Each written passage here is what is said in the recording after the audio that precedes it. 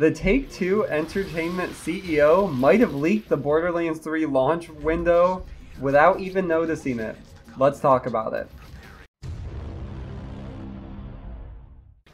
Okay, so GameIndustry.biz met with David Ismailer from 2K Studios and Strauss Zelnick, who is the Take-Two Entertainment CEO. They had a long interview, talked about the upcoming years, what they want to accomplish as companies, and their partnership together. And one of the quotes that came out of the interview was, quote, "Ideally, we will have at least one AAA title every year," end quote. So nothing crazy, you can expect that. These people are game developers. They want to have high budget games that make the money back tenfold and make them all super wealthy. So nothing crazy there. But then it's what they say after that. Quote, "Fiscal 2019 will look much better with the launch of Red Dead 2 and a huge new title from 2K, end quote. So a lot of people saw a new title and then they automatically think it's a new IP, it's going to be a new franchise. But if you actually go back and look, a lot of us think it will be Borderlands 3. So one of 2K's biggest titles right now, they want to release a AAA game every year, which sets the release window right at early 2019 if Red Dead 2 is going to be released late 2018.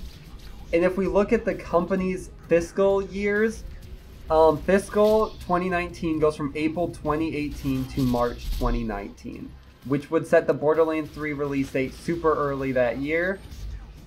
So we know somewhat within give or take a few months where the game is going to be at, because we finally learned that 2K and Take-Two learned their lesson about releasing these games, their huge AAA games, too close together.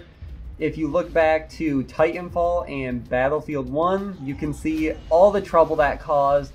Titanfall died out almost instantly as soon as it was released, and they finally learned their lesson, so they're not going to overlap them as much. Which sucks for the people that want a Borderlands game and have been waiting since 2014 when the last game was released. But even then, it was the pre-sequel, which wasn't made by Gearbox Software, it was outsourced to 2K Australia. So us Borderlands fans have been waiting for a long time, but there have been a lot of other Borderlands 3 mentions this year as well, which also helped the cause that there might be something more to this rumor. So starting with the tech demo seen at GDC 2017, you can see it on IGN's YouTube. They showed the new engine running, rendering the world, some characters, how the art's gonna look, all the new dirt and how nice it looks. You know, all the things Borderlands people love. So it was just a really small demo, really got everyone excited and started getting the whole Borderlands 3 train going. Next, on June 11, Base.com, which is a UK retailer, had a Borderlands 3 pre-order available on their website, which actually freaked a lot of people out. They thought maybe the game was going to be a surprise launch, but when has Borderlands ever been a surprise launch? But something, it does make sense, a lot of these companies and big retailers do receive marketing info and information a lot sooner than everyone else, like months to a year before, just so they can start planning and set up for these big launches.